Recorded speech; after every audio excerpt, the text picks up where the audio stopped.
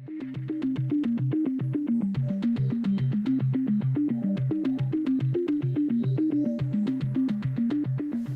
morning. I'm Javier Vera, Director of Fine Arts. I'm here with the Alexander High School band staff, Mr. Martinez, Head Band Director Ricky Puentes, Assistant Band Director Jacob Thompson, Assistant Band Director Indiana Gonzalez, Assistant Band Directors.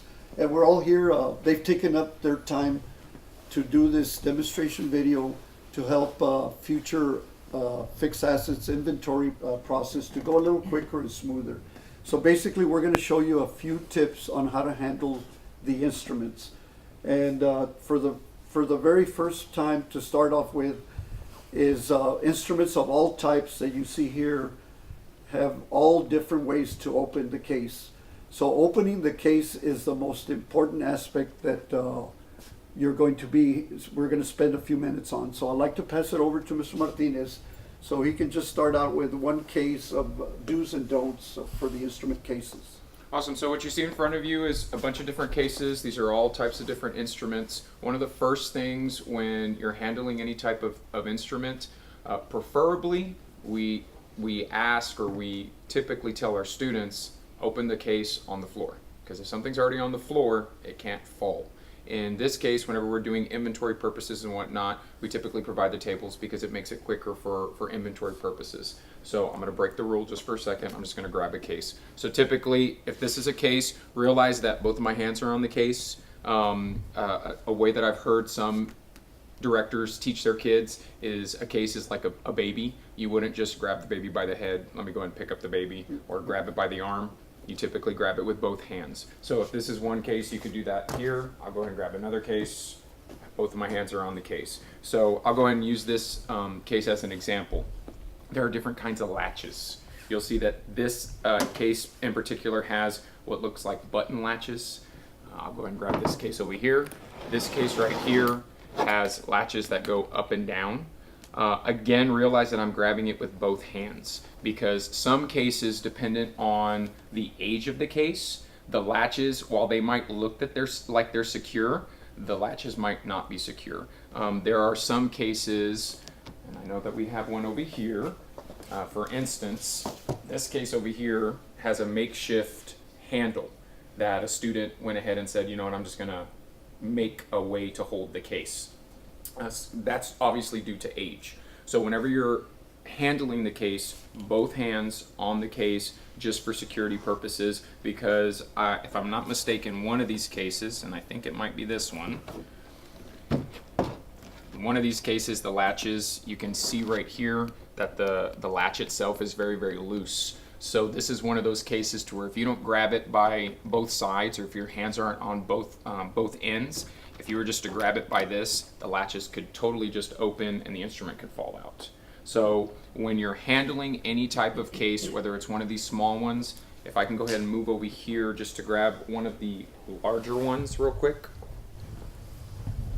You can tell just by looking at this one that this is a newer one. These are obviously more new compared to some of our older ones that you just saw over there. Just because it looks new doesn't mean that it's still secure. So even though it might look new, you can tell it's shiny, the markings from the marker are still fresh. I still wouldn't trust that. It's happened before where the case itself just might be defective, even though it's a brand new instrument. But the larger cases, the same is still true. You should do your best to use both hands whenever you're securing it. Once you've got it secure, if the handle is there, you can obviously use it to move the same direction. But both hands on the case at all times, and then once you do have it, move it to the floor for safety purposes. All right. Is there, is there something else? I just wanted to show them this particular case. Many of our instruments at our schools have cases that are old. And like Mr. Martinez said, if you don't put, you can have one hand on the handle, but I'm supporting the wrist because it may fall out. The instrument may fall out since I'm picking it up. If it was on the floor and then I just open it from the floor, of course it's safer, or on a table. So I have one hand underneath just in case. And then if I'm going to open it up, again, like Mr. Martinez said, the latch opens from the bottom up. the bottom up. If this case was flipped upside down, then it would be the opposite action, but that's way it's in here. So the majority of the latches, the bottom, if you're opening up this way, you have the case upside down. And just real quick before he puts that away, this is obviously a beat up. This is one of the older beat up ones. You can clearly tell that this poor case is already falling apart, and you can literally see into the instrument. So this is one of those cases that definitely, the way he grabbed it on the side, that's the way some of our kids actually have to carry their instrument when they're getting on the bus, when they're going home. It's because of security purposes. They don't want to have their instrument just fall out. So just in terms of handling the instruments, usually both hands. I'm going to steal that saying from the other director. You got to handle the cases like they're babies. Like, you got to coddle them. You got to make sure that it's safe. Once you make sure it's secure and you got it on the floor, you gently put it down and everything should totally work out. So that's for the small instruments, and then obviously the bigger instruments, the larger instruments that are behind you that you can't see right now. Those instruments are already going to be on the ground, so they should be secure in and of themselves, and we'll kind of talk about them later on in terms of how you lay it down and how you open up those. Yes, and now next I wanted Mr. Fuentes to show you where do you find the serial numbers. Let's start out with Piccolo? a piccolo. He's going to cover the piccolo, the flute, then a clarinet, and the oboe. All of these are woodwind instruments, and the serial number is pretty much in the same location for some instruments. We have it comprised of a head joint and a body. This is the body. We always want to avoid grabbing it from the keys for any woodwind instrument, so we always want to grab where there's no keys. Sometimes it's inevitable. The serial code, you'll find it in this section, the metal section. It'll be right there behind the piccolo. Let's see. Next will be the flute. Flute is very similar to piccolo. They're in the same family. This one's comprised of 3 parts. You will find the serial number on the body towards the bottom. Right there.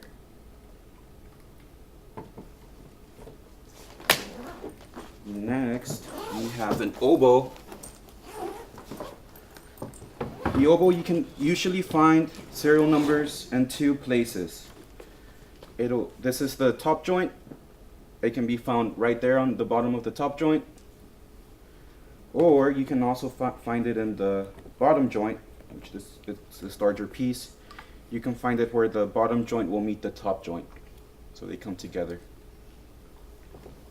I do want to say, while he's going through those, the silver part of the keys, whenever you're grabbing, he's handled them before, so he's moving very, very quickly. Right. When you are grabbing them, especially for flute, oboe, piccolo, the keys are very, very sensitive. And a slight grasping, like even if you're just picking up a cup of coffee, sometimes when you grasp it, the key can bend and it can cause a lot of damage to it. Right. So as you're handling it, just make sure that you're trying to grab where the body is as compared to the keys. So in this case, I would try to grab where I see most black. So I try to stay away from the keys. I grab it from here, and when I grasp it, I want to always avoid the keys. I just always stay this way. Right. Next we have a clarinet, very similar to the oboe. You will find the clarinet serial number in 2 places as well. This is the body.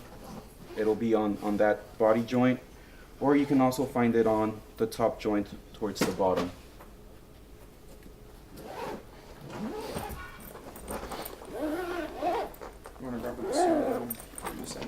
Yes, and also we'd like to, if you can cover how to handle of course, the double reeds and a saxophone, one of the saxophones in picking it up from the case. Okay, so this is going to be saxophone. All right, so the easiest way to handle the saxophones, no matter whether this is alto, tenor is going to get a little bit bigger, bary's going to be the biggest. Easiest way, hand, bell. And you just put the hand inside the bell. As soon as it comes out, when you're picking straight up, realize my hands aren't touching the keys. There's no spot where the keys are at. My hand is not touching the keys at all. You just pick up, hand at the bottom. You can turn it over, and the serial number is located right there at the bottom of the horn. So if it's I just open the instrument, hand and bell, straight up, cradle to bottom, so that you have some support, and then the serial number is always located right here at the bottom. And it doesn't matter which saxophone it is, alto, tenor, bari. I will tell you that the bari saxophone, the biggest one, it's going to be a lot heavier than this. So whenever you put your hand inside the bell, you might have to pull up and really grab the bottom of the body of the horn. But this is the best way to grab the instrument. I know some people, when they first open it, they put their hand here. All this mechanism here is easily bendable. Like if I so much as just put a little bit of pressure, you're going to see the entire rod bend, and then that's going to cause the entire mechanism of the horn to be damaged. So you don't want to touch any of this. Always grab right here from the bell, and that's again for all saxophones. Great. This is the bassoon. This one has a lot of parts to it.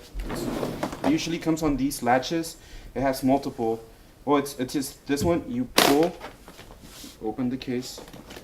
It has the up and down latch. And this serial number you will actually find on what we call the boot. This is the lowest, fattest part of the bassoon. And it's very hard to find the serial number on this one. It's actually hidden in the chamber of secrets. It's actually right here under. So you have to open the metal piece and you'll find it right under there. And then same thing, this one's very easy to grab because there's not so many keys on this bottom boot. You want to grab where you want to avoid all keys so that you don't bend any of the instrument. I have a bass clarinet here.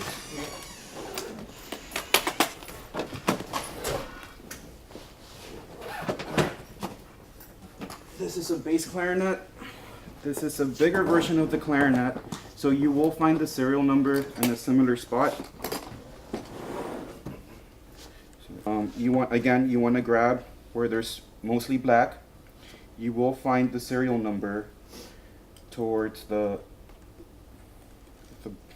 lower joint over here, and it'll be right on top where the upper joint meets the top joint meets the bottom joint.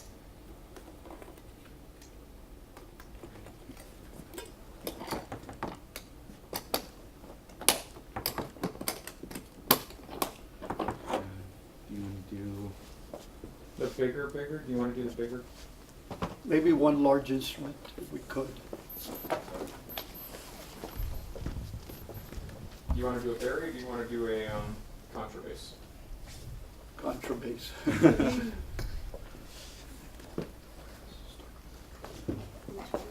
so see, obviously this one, I'll take it. Maybe bring it.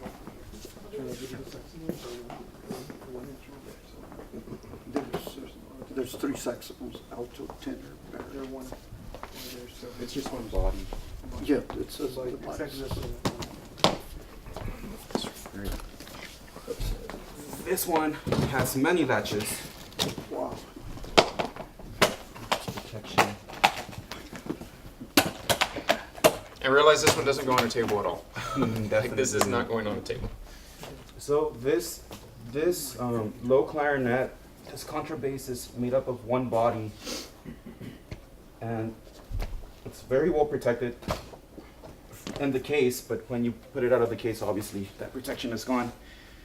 You can find the serial number right here, right in the middle of the contrabass clarinet. It's not necessary to take the instrument out of the case because you can clearly see that it'll be completely visible once you open the case. Same thing is true with this one whenever you're handling it. If you don't see the serial, because all contras are different, another school might have a contra where the serial might be actually on the back side of the instrument. If you do have to take it out, silver, where the keys are at, try to avoid grabbing those parts and stick more to the black part of the instrument, to where the body is actually. So, and I know in this case you see both of us handling it. If it requires two people to do it, there's usually more than one person there, so just ask for their assistance so that you can get it out. A really good hint is the bigger the instrument, usually the more expensive it'll be, so we want to be even more careful with the bigger instruments. That's just one body, right? Yes. Okay. There are some contrabasses that are two pieces. Okay. There are some contrabasses that when they might look assembled inside the case, but whenever you take them out, they are detachable. So you need to always look towards the center. And in this case, can we take it out one more time just so I can show them? So right here in the center where the instrument meets, you kind of see a latch and you see some screws going in there. If it's screwed in, it's not going anywhere. But some of them, if you don't see this and it's just the center ring, then that means it's a detachable. So that's kind of your note to where you can tell. Typically the instrument will be assembled in the middle. If you don't see this latch with screws, then that typically means it's detachable where it could break into two or more parts.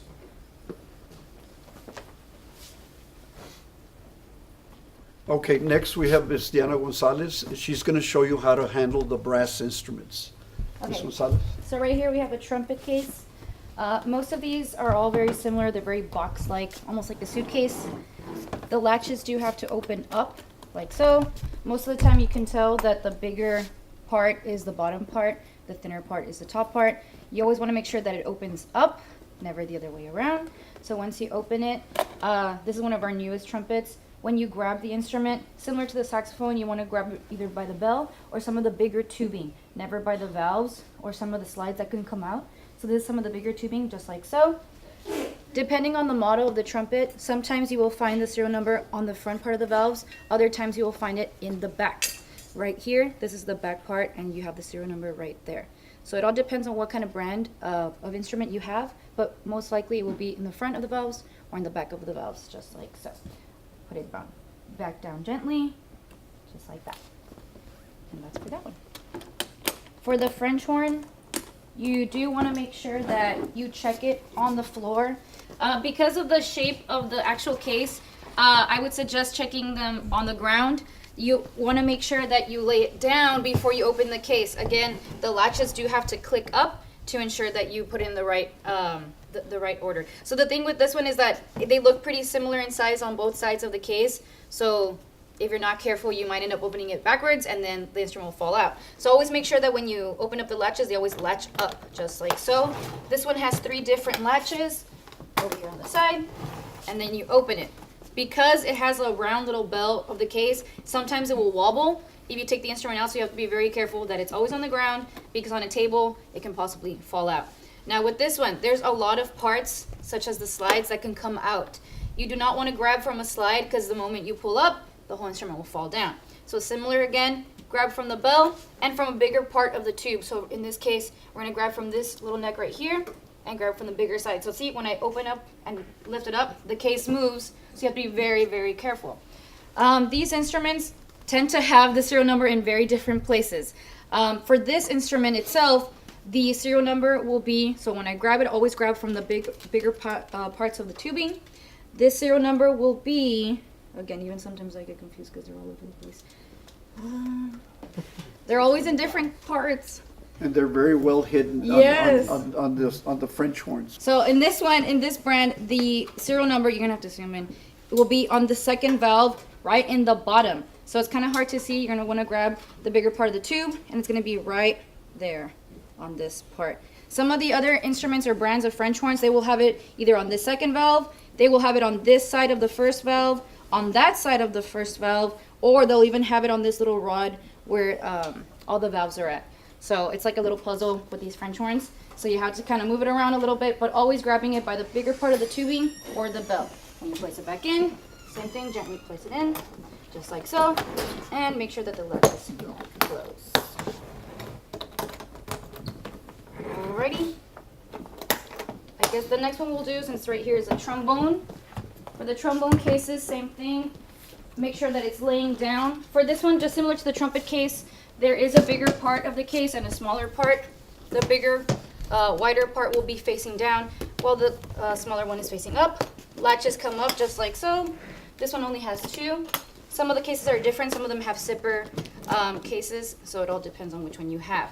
This one opens all the way out. You're gonna have 2 parts to the trombone. You're gonna have the bell, which is the body, and you're also going to have the slide, which is right here. For this one, it does have 2 serial numbers. For this trombone, when you lift it up, grab from the big tubing, not the slide. The slide you can always tell when there's a different shimmer right here. Those are the slides. So you want to grab from the branch right here and the bell. For the body, some of the serial numbers will be on this little trigger mechanism right here. It's upside down right now, but the numbers are right here. There's 5 digits right there. So that's for the body. When you place it down, same thing, just like a little baby. Cradle it and place it down, just like so. Okay. And then for the slide, there's another serial number on it that's different. For the slide, you have to be very, very careful because if you don't grab it from the correct place, it will fall because there's 2 parts that slide out. That's the whole point of the trombone. So when you grab it, you want to make sure that you always grab from the 2 branches right here. There is a lock mechanism that allows it to stay in place without it sliding out, but you can't get too confident with that because it moves very easily, just like Can so. you show them, Diana, that if it didn't have the Yes. lock, how it can extend and So fall if it out? doesn't have the lock and it's open just like this, if you grab it from here, see how the slide comes out? If you're not careful and you just grab it from this one, when you lift up, the whole slide is going to fall out. So one thing is always to make sure that it's locked, but you can't be too confident with that. So you always grab from both branches and you lift like so. This one, the slide serial number is on this one right here, just like that, along with the model number. So that's for the trombone.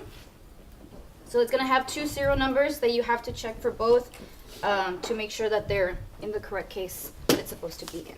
You close it and you make sure that the latches are closed properly, just like so. Okay. Then the baritone. For the baritone, similar to the French horn and sometimes the trumpet, the serial number might be in different places. Again, skinny part of the case on top, lower, thicker part in the bottom. Make sure that it's sturdy in place. 3 different latches. You see that these 2 are already different latches. This one is a different one from this one. Make sure that they always go up. Just a good rule of thumb, if you're not sure, just like open it a little bit. If it opens up, then it's correct. If it's not, then be careful. This is the baritone right here. When you grab it, similar, you want to grab from the big parts of the tubing. This is the bigger part of the tubing. The smaller parts are never the safest parts. These are always the sturdier parts, so you grab, just like so, and you grab from the bell. Just like the French horn case, it moves a lot, so you have to be careful. When you grab it, you want to hug it, and make sure that the serial number is right there on that valve. For some of the different models, it will be on the valve. It might be on the front valve, like here, or it might be where the mouthpiece goes right there. So it all depends on the brand and the model. So That's again, also just one body, right? huh? That's also just This one is body. just one whole body. Yes. But, Grab one of your joints. but like Ms. Gonzalez did mention, if by accident you happen to grab it from this part right here, or even this Right. part, those are your tuning slides and they will come off. Yeah, so like this slide I mean, does move. they have a lot of friction, but if it's a loose instrument, it can fall off. Yes. And then again, always grabbing it from the big parts of the tubing and gently placing it back on the case, just like so. Okay. Just like that. So next, Ms. Gonzalez is going to show you the tubas, the sousaphones. There's 2 types of tuba. One is the marching, which is called a sousaphone, and we're going to move over to this area. And then if you can show them the concert tubas. Yes. Okay. All right. Up next, we have the sousaphones. These are the marching tubas. With these cases, you definitely want to make sure that the flatter part, such as this part, is on the ground. There is a more concave or little bell-like shape at the top, so that's pretty easy to tell that if you have it on the correct place, because the bigger belly of the case is always going to be facing up. These latches are very interesting. They require you to lift up and twist for them to come out. With this one, it actually is the opposite. Instead of it latching up, it's going to latch down because of the size of the shape of the latch. So you lift up and you twist. Some of them have resistance because they're really locked in there. And you make sure that, oh, this one didn't come out. Hold on a second. There you go. Okay, so now you got the latches open. You open up the case. It does open all the way up. Pardon the mess, my students. Okay, with this instrument, the serial number will be on the valves with this brand. You can do one of 2 things. You can lift it, or just to be safe, you can crouch down and it's gonna be right there. This one's very light at the moment, but they're right there on the first valve. If for whatever reason you need to lift up the instrument to inspect it or something because it just arrived from the company, you always want to make sure that you grab them from the bigger parts of the tubing. There are two parts. There's the bell and there's the body. The body will always be on top of the bell. The bell is sitting below it. So when you grab it, you grab from here, you grab from here. You want to make sure that you don't damage the bell as you lift, just like so. And that's the body. This is the body, that's the bell, and they're two different parts. Once the kids put it together, they know how to do it. But if you need to ever lift it, always grab it from the bigger parts of the tubing. Never the slides. Again, the slides are going to be a different color. You don't want to grab from the slides. Okay, so let's put it back down. When you put it in, gently put it in, just like so. And you want to make sure that this part of the neck is on this part of the case. Nestled in just like that. So you do recommend that two people, Yes. so whoever's doing the sousaphones, it's going to take two of you working together. Again, you can crouch down and check the serial number, but if you want to get in there, because sometimes the numbers are a little hard to read, you can lift it, but that would take two people. Or one really strong person, but have to be really gentle with it. Okay, and you close up the case.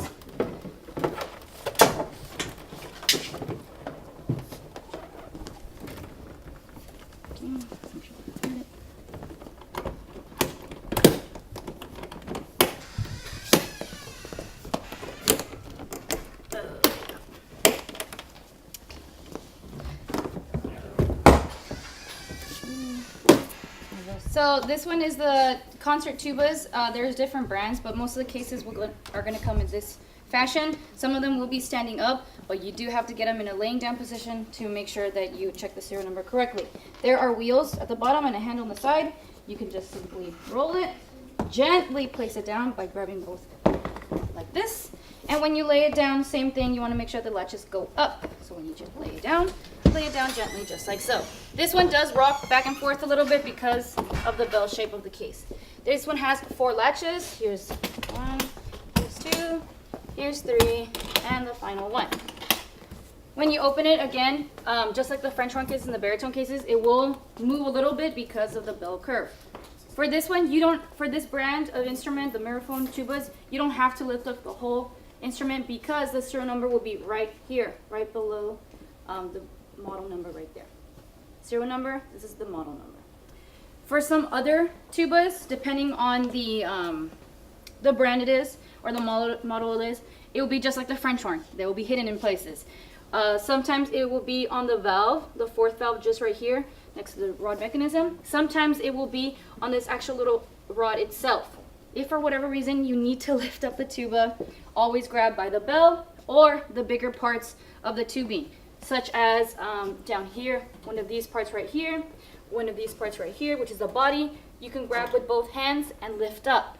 These slides, again, will look different in color. If you grab from this slide, the whole instrument will fall down, and it's very heavy, so it'll be badly damaged. When you grab it, lift up, grabbing from both sides. But most likely you won't have to do that because most of the time the model number is on the bell itself. If it is on the valves, it will be on this side. If not, it will be on one of these little rods down here. Yeah.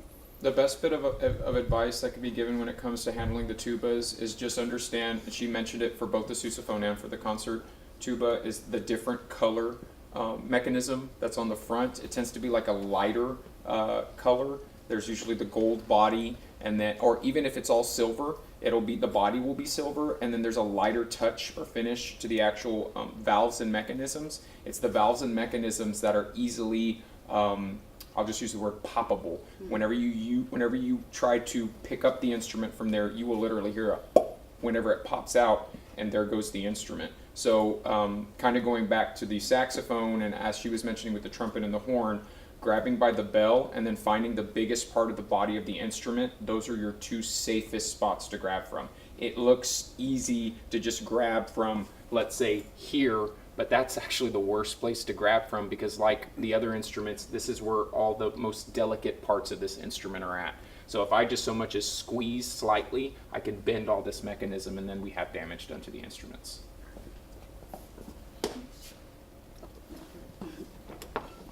Close it. Again, it will rock back and forth.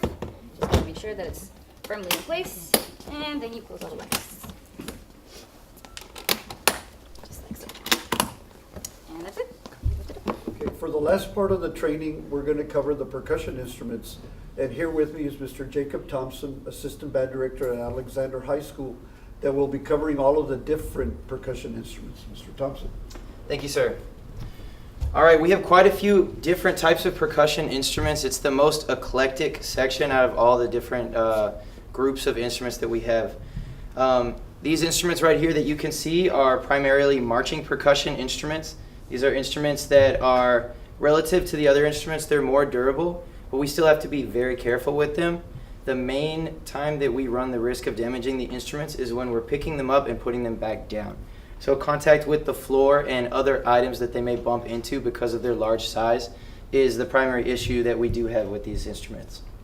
When you're lifting up the instruments, you're going to want to pick them up always with two hands, especially because of how heavy they are. And you're going to want to, for the most part, grab them by the rim of the instrument. This is a marching snare drum. You would pick it up like so, with two hands around this rim, and then you would pick it up. All right, this one is in really bad shape because it has been here longer than I have at the school. As you can see, it's not fully assembled. So you're going to want to check and make sure that the instrument is what it looks like. So just to show you, on these snare drums, the actual body of the instrument is wood, and all of these instruments have a metal tag that has been glued onto the wood, and the serial number is stamped into this with a metal press. So this is where you'll locate the model number and serial number on the instruments. If I could just show you an example of one that is fully assembled. All right. This is what the instrument's supposed to do when you pick it up. And you can see right here, there's the serial, and Fixed Assets did a great job of putting the tag right next to the serial number. That's very convenient. All right. This instrument over here is known as the quad drums. This instrument is best picked up by grabbing one hand on the underside of the drum and one hand supporting underneath the rim and lifting like so. On this instrument, you'll find that every drum has its own metal stamp with serial number. So on this set of 5, there's 5 serial numbers. For the vast majority of these drums, each drum has its own UISD tag. There are a couple of instances where there may just be one tag for all 5 drums, depending on what the policy and procedures were at the time of purchase. Mr. Thompson, Yes, sir. can you show us how you grab the instrument like afterwards to show us all the serial numbers? Oh, that's Or you great. grab it Yes. from this end? Great suggestion. So I grab here, and then this is definitely awkward. I went ahead and I balanced the base of the drum against my leg. It's less than ideal, but it's just a cumbersome instrument. And then I went ahead and switched this hand to the underside of the rim. And so it's actually a natural balance point. So that's another way to grip it. But I would recommend to tap into your human resources of the percussion director that's on hand, just so that they can help you with handling the instruments. And that's really going to be your best course of action. Okay. All right. So if we pan over in this direction, you can see these are known as marching bass drums. These instruments, similar to the others, are best handled by picking them up at the rim of the drum. And also, they have a metal tag stamped with model number and serial number. These are the rims right here on the edge of the drum. And then you can lift it like so. As you can see, there is a metal tag and UISD tag. All right. On these, a good rule of thumb as well for all of these drums is try to be careful with the actual drum head itself, the part that you strike, because it's the most sensitive part.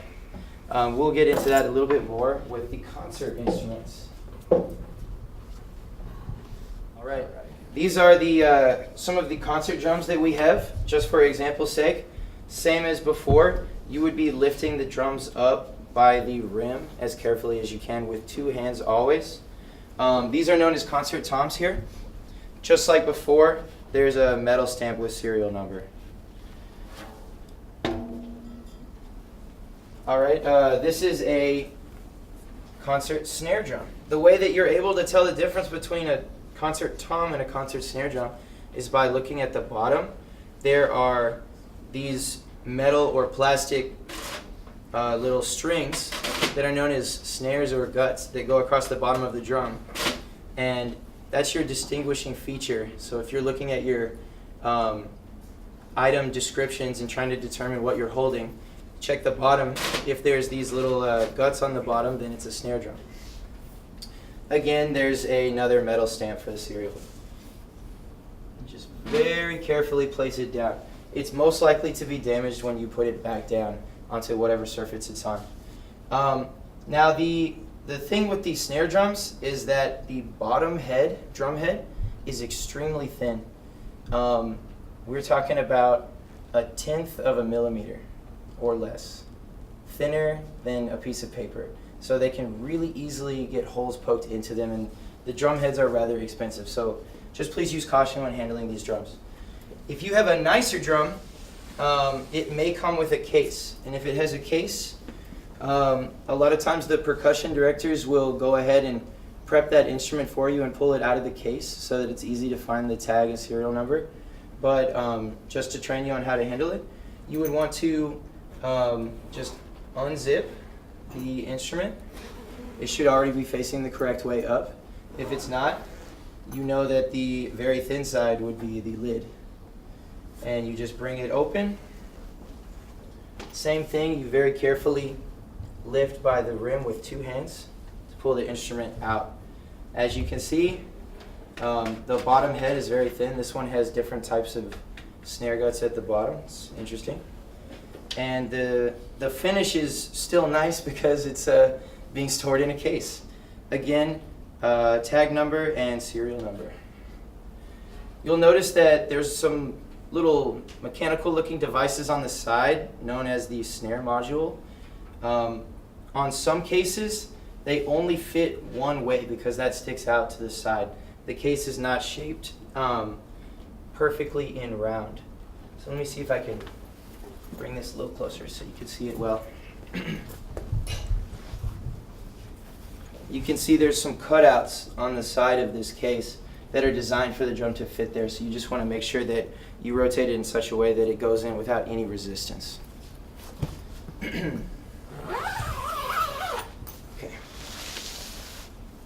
This drum right here is known as a concert bass drum. And this is an interesting case. As you can see, we have our metal stamp here, but there's not a serial number listed on it. What may have happened years ago is that the metal stamp that contained the serial number fell off. If you check on your item descriptions, you'll notice that there's not a serial number listed for this instrument, just the tag. So that just emphasizes again how important it is for the tags for us to utilize the tag system in general. But there are a few cases, especially with the very old instruments, where the tag is just our main point of identification. The description helps as well. This is a bass drum. It's 36 inches. Premier is listed as the brand as well, so it's clearly the item that we believe it to be. So on a few cases, the serial number won't be there. On those cases, that matches the description in the fixed assets database.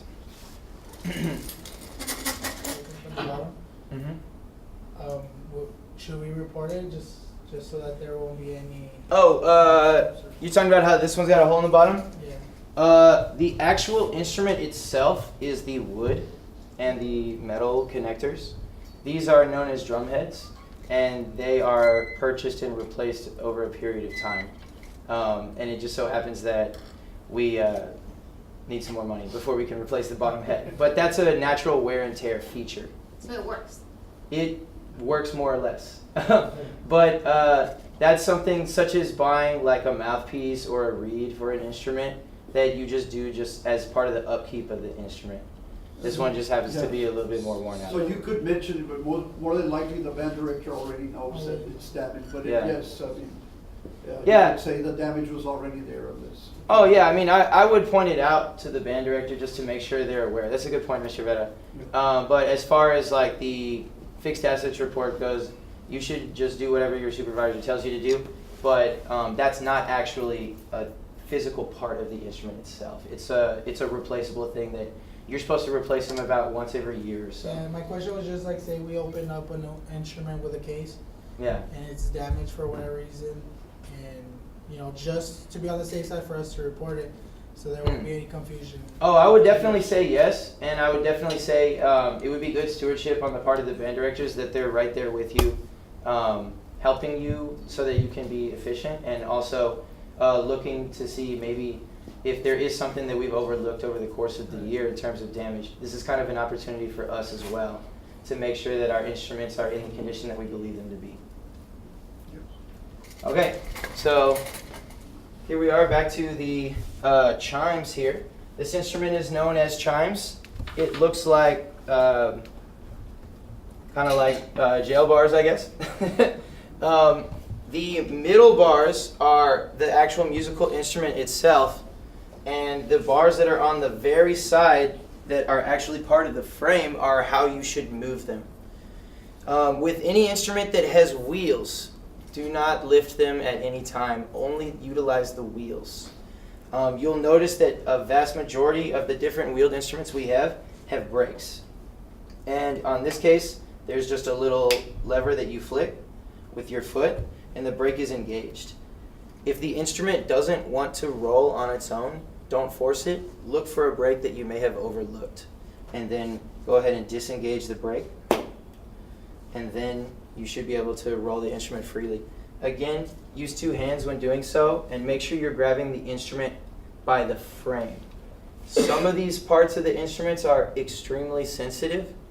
Others, namely the frame, are very hardy and ready for human movement. So as long as you're moving it by the frame, you should be good to go.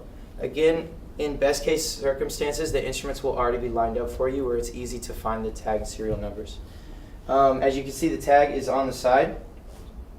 I'd have to look for a bit of time to locate the serial number on this one, but again, they're typically on a metal stamp, although some of the very, very high-end instruments, sometimes they will not include one for aesthetic purposes. So in general, though, you would check on the frame. That would be the most likely location because that's not going to be affecting the actual sound of the instrument itself. All right, we have some more keyboard instruments right over here we can get some shots of. All right. These are the keyboard percussion instruments. They are most distinguished by their trapezoid-shaped frame and piano key layout. Right here, this instrument is a set of concert bells. As you can see, there's latches on this instrument. If you examine the latch closely, you will likely be able to determine how it works. This one is a rotational latch. So you rotate it around. A common mistake with the handling of the bell instruments is to unlatch one side and expect a hinge on the other side.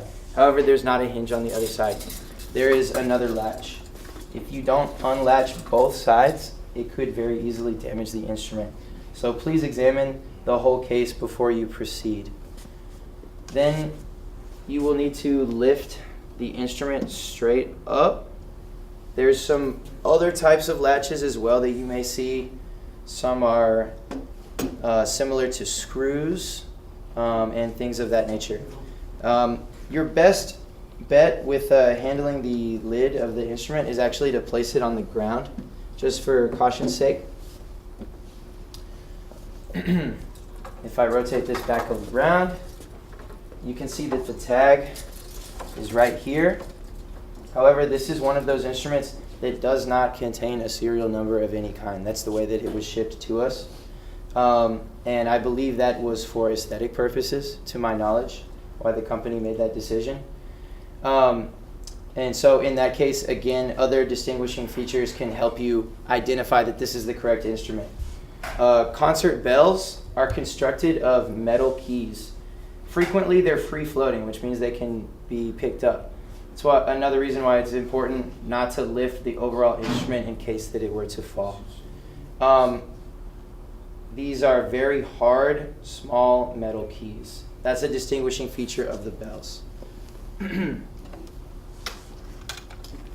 Just put this back on. Secure the latch. Our next keyboard instrument is the xylophone.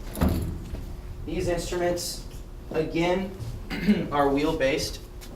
When you're moving these instruments, make sure you always handle them by the frame, which would be the metal parts of the instrument. The metal portions are the best area to handle the instrument by. There's no brakes on this one, so it's moving freely. If the wheels were not to turn, I would look for a brake on it. On this instrument, similar to the drums, there's a metal plaque that has the serial number and model number that are stamped into it. So on this particular instrument, that's located right here on this particular little metal piece here. And then the tag number is conveniently located next to it, which is frequently the case. One more detail about the xylophone is that this instrument is made out of wood, or in this case, fiberglass that is painted in such a way to imitate wood.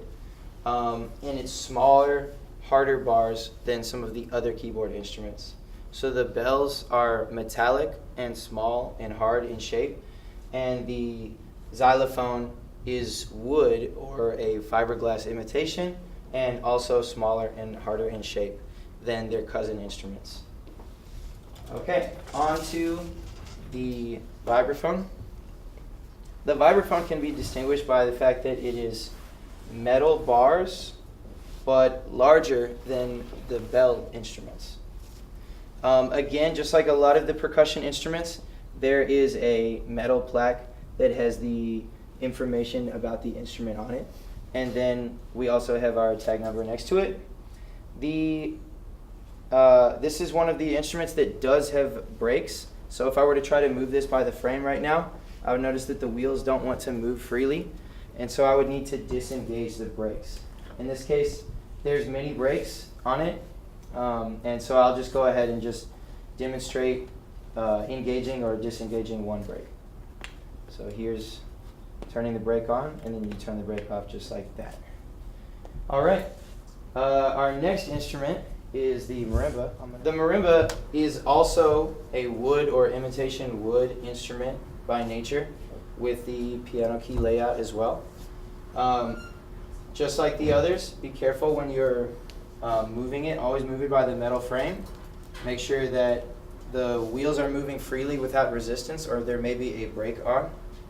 I do see that there's a brake over here. And so this instrument, similar to the others, the foot brakes are relatively simple to understand. You just step on the release lever and it comes up. And I should be able to move this instrument as needed.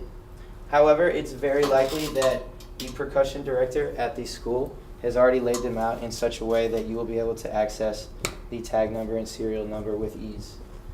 Again, there's a metal stamp on the side of the instrument that contains the model and serial number, as well as the tag nearby.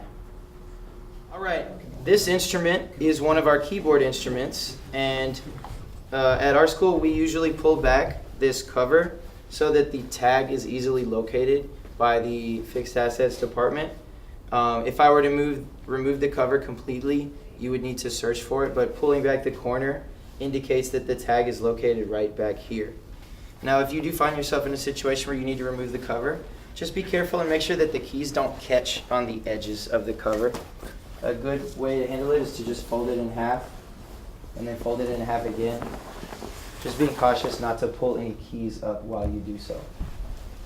I'll just place this cover nearby on the ground, and you'll be able to see that there is a tag right back here.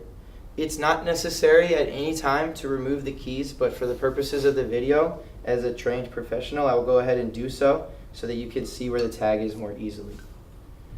This would not be necessary as you were conducting inventory. The tag is located right here. Sometimes the tags are placed in a location such as this so that it has a higher aesthetic value during performances. All right, additionally, there is a separate instrument attached to this one. These discs along the top of the instrument are known as crotales. And it turns out that in many cases, each instance is its own instrument. They're known as octaves. So this is a lower sounding portion, and the smaller ones sound higher when you play them. The tag is located usually on the frame of the instrument. This is a family of instruments that are known as idiophones, which means the entire instrument has to vibrate freely in order for it to sound correct. So we're not able to place a tag directly onto the instrument itself. So just like the marimbas, vibes, xylophone, and concert bells, the tags are placed onto the frame. This is another example of a percussion instrument where the manufacturer was not able to stamp a serial number anywhere on it because it would affect the sound of the instrument itself. So again, you will find tags that are located on frames from time to time. This is one of those cases. All right, these instruments are the timpani. It turns out that although they're some of the largest instruments, they are also some of the most delicate and easily damaged instruments that we have. The deal with these instruments is I would strongly recommend that you just ask the percussion specialist or another band director to just help you move the instrument rather than trying to move it yourself.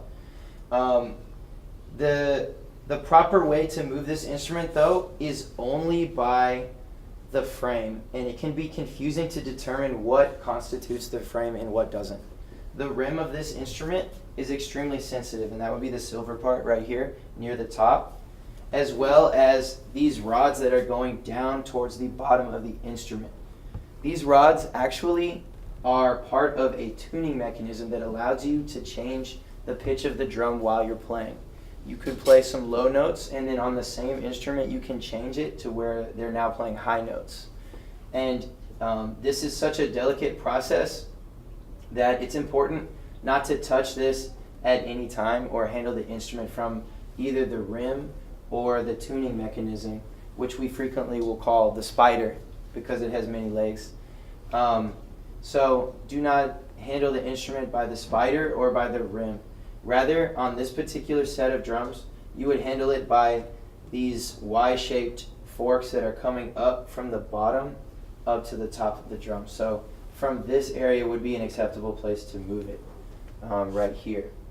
You'll notice that these instruments contain, in this particular set, there's 2 wheels that move freely and one that is a straight wheel. Let's see if I can show you that. Here's the straight wheel. There's also 2 types of brakes, which can be very confusing. There's a piston brake right here that comes down like so. The way to release it is to very gently tap this black mechanism on the side. All right. And then I can move it back carefully and show you the other brakes. The wheels themselves, the casters, also have a brake that prevents the instrument from moving. So if you do find yourself in a situation where you need to move the instrument, you're going to want to make sure that all the various types of brakes are off, which, yes, can be difficult to locate. So please consult with your band director at that particular school. And then let's get down to the business. You need to find the tag and serial number. So the tag and serial number are located at the very, very bottom of the frame in almost all cases. So we've got a tag number here, and then we've got a serial number right next to it. On some of the instruments have been tagged along the side bar, which we refer to as the frame. So sometimes you'll find it located here. All right, these drums are a bit uncharacteristic of the typical drum that you may find, so I think we should get a shot of another type of drum just to also show what those instruments look like as well. This is another set of timpani, which is the previous set of drums that we were looking at. It looks a bit different, so I thought we might want to see how these work as well. Again, you can see the rim where we don't want to handle the drum. The spider itself, the tuning mechanism, is internal to these side pieces, which we call the frame or the strut. And then you can see the spider continue down underneath the drum. you want to avoid handling that part. Rather, you would handle the actual strut or frame itself here. You'll also notice that this particular set does not have a third wheel, but the instrument actually rests flat on the ground, which means you would need to lift the strut right here, like so, in order to move the instrument by the other two wheels. Now on this particular one, you'll see that the tag is located on the base, but a lot of times when the strut has a flat side, you'll find tags on the side. And in the case of this instrument, this is another one that I believe does not contain a serial number. All right, that's about all of the percussion that we have. UISD would like to thank our ITV department for producing this video, and we want to thank our fixed assets department because we hope they do a lot of work throughout the year, and we hope that this video will help all of the fixed asset members know how to best care and handle all of our instruments. And we do thank Mr. Thompson here at Alexander High School for taking the time out to train everybody. Thank you, and we wish everybody a great school year. Thank you.